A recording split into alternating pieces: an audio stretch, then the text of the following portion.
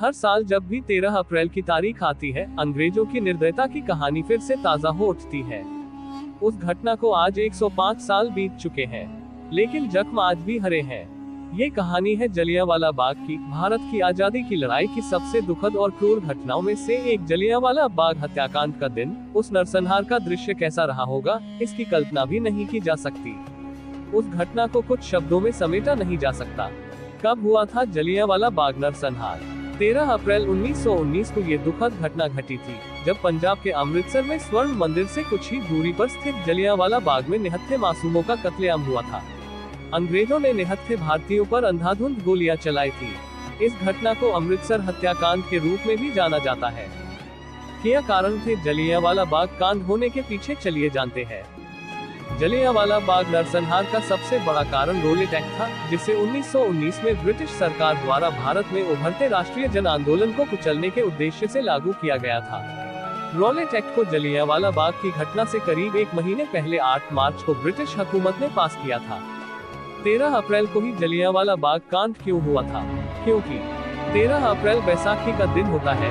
उस साल भी हजारों लोग त्योहार की खुशियां मनाने अमृतसर पहुंचे हुए थे। बड़ी संख्या में लोग जलियांवाला बाग घूमने भी पहुंचे थे।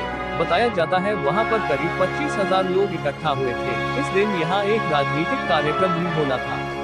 भीड़ निहत्थी थी, शांतिपूर्ण तरीके से इकट्ठा हुई थी। तब भी बिना किसी चेतावनी के ब्रिगेडियर जनरल डायर के अनुसार 90 ब्रिटिश सैनिकों की एक टुकड़ी वहां पहुंच गई। बाहर निकलने के सभी रास्ते बंद कर दिए गए थे।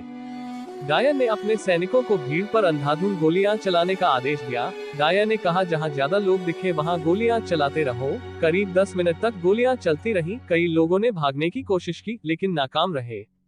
कई लोग गोलियों से बचने के लिए पास के कुएं में कूद गए, तब भी जान नहीं बच सकी।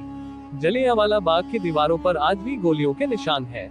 इस कांड में कितने लोग मारे गए? साल 1919 में अमृतसर में हुए इस नरसंहार में हजारों लोग मारे गए थे, लेकिन ब्रिटिश सरकार के आंकड़े में सिर्फ 379 की हत्या दर्ज की गई। जलियांवाला बाग का आदेश किसने दिया था? जनरल डायर ने जलियांवाला बाग के एकमात्र प्रवेश द्वार को अवरुद्ध कर दिया और अपने सैनिकों को निहत्थे नागरिकों पर गोलियां चलाने का आदेश दिया। जलियांवाला बाग हत्याकांड की जांच के लिए एक कमेटी बनाई गई थी। हंटर आयोग का गठन किया गया था। जनरल डायर की मृत्यु कैसे हुई थी?